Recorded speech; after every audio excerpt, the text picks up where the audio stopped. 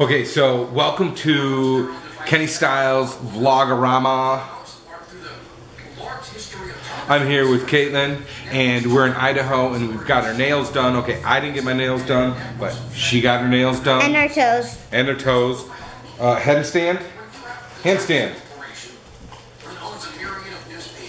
And her toes. Wait, you gotta bend it. Gotta bend it. Okay. So I think you get the point. She got her toes done, and then now we're gonna have a Dagwood sandwich. What's a Dagwood sandwich, Caitlin? Sandwich. No, it's not just any sandwich. A Dagwood sandwich is when you take the bread, then you put everything you can find on it, which would be the works, let's just say. You hit the ham, you hit the turkey, and you hit the salami. If you don't like any one of those three meats, you can always remove one of those meats. And then of course you put the lettuce, then the tomato, the mayonnaise, the mustard, and a pickle on the side. And a remote. Okay. And a remote. Okay. And then you put it all together and you squish it. You squish the sandwich. Now I'm going to let you in on a little secret. It's not so secret because I've seen other people do it. But I like to take Lay's traditional classic potato chips. Those are not flavored, and you put it on top of the sandwich and you crush that into the sandwich. So you actually are putting the chips not on the side but right into the sandwich. That's an extra special Dagwood sandwich. And then you cut it. You got to cut the sandwich in half. Dagwood sandwich in Idaho. So we're going to get started on that. And as soon as we get started, we're going to show you the process. Megan right now is prepping the kitchen for that. So I'll catch you later on the flip side. Okay, Kenny Styles here with your do-it-yourself Dagwood sandwich. Now, I'm using some kind of yellow bread, but you could use your wheat, whole wheat, rye, whatever you're into. I'm going to start with the ham. You don't want to go too heavy with the meats, so I'm going to do two, kind of 1.5 pieces of the ham, turkey. Now, if there's other particular meats you like, liverwurst, smoked ham, whatever, you could do it. Then I'm going to put a nice little layer of turkey, and then my favorite is the salami. Okay. Featuring Caitlin Shea. Subscribe. Link in the description. Okay, I'm going to put an extra slice of salami in there because I like it. So now we've got the meat. Then you're going to want to go to the cheese. Now we have provolone here, and we have Monterey Jack. I'm going to go with the provolone. You could do Swiss, you could do American, you could do cheese that you unwrap from a package, and don't be afraid, you could even do government cheese. But right for today, I'm going to go with the provolone. And again, you want to make sure you get full coverage if there's a little overlap. If you want to be conservative, you could rip it in half and only do like this. But for the sake of what I'm making here, Dagwood, full-on Dagwood, mad Dagwood, over-the-top Dagwood, I'm doing that. Now, with the lettuce, you can use shredded lettuce like you'd use on a taco, or you could use a head of lettuce. I'm just using traditional iceberg lettuce, and I gotta get it out of the case here, encasement. Now, here's a little trick if you don't know how to do this with iceberg lettuce. To get the core out, you bam! Like you're smashing a zombie's head, okay? And look, pops right out. All right, then you don't want to use your very first layer because that's usually kind of yuck, okay? Then you want to get the crispier lettuce here. Always a good idea to wash it. I feel like I'm in Martha Stewart's kitchen or something here. Hi, I'm Rachel Ray, and coming up later. Okay, get the lettuce down. Now, if you have tomatoes, you can put the tomatoes on there, but I don't know if we have any tomatoes. And quick check.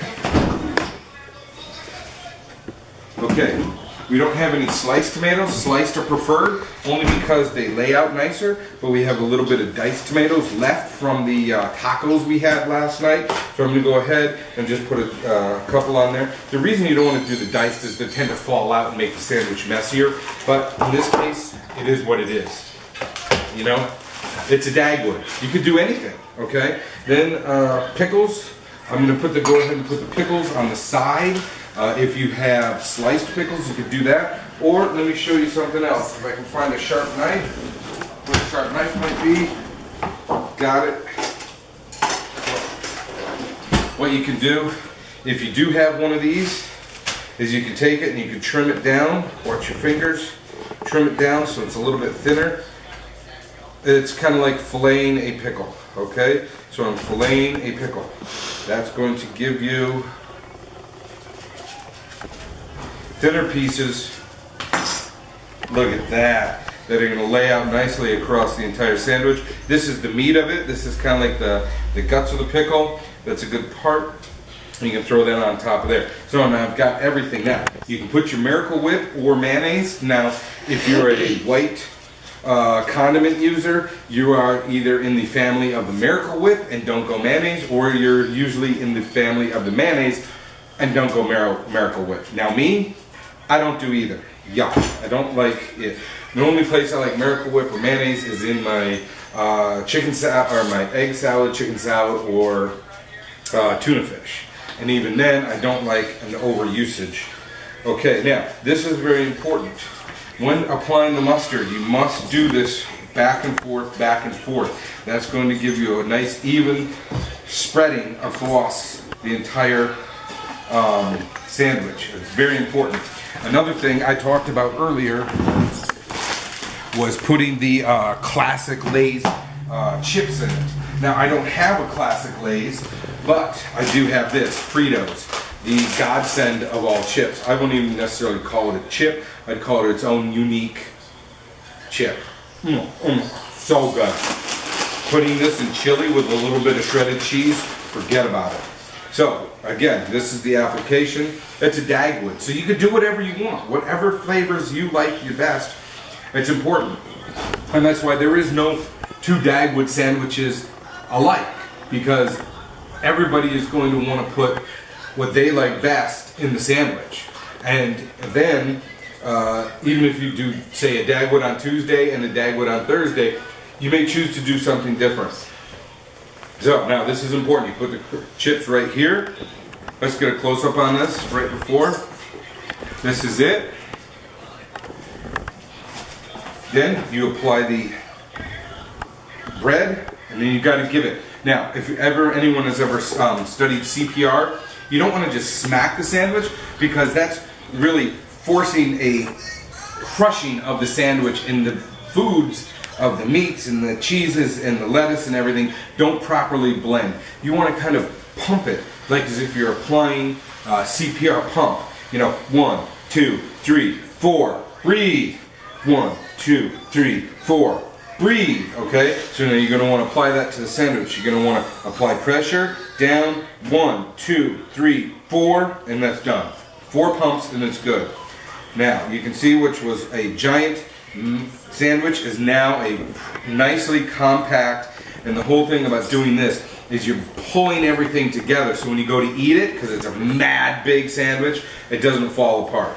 Then you want to take a very sharp knife. Children, if you're watching this, you're going to want to ask a parent to cut this for you. Now, in the cutting, you can do a cross cut, or you can do a diagonal cut. If you want it to look a little bit more deli-esque and fancy, you know, as if you were in a French restaurant having a Dagwood, then you do the diagonal cut. I'm going to go ahead and do the diagonal cut. Okay. Cut it all the way through. Make sure you get all the way through, because nothing's worse than when you go to a deli and someone tries to make a sandwich and it doesn't separate properly. So here is a wonderful Dagwood sandwich. Do it yourself. Make one for yourself and a friend. Kenny Styles and Keaton Stay. Signing off for now. Ta-ta for now.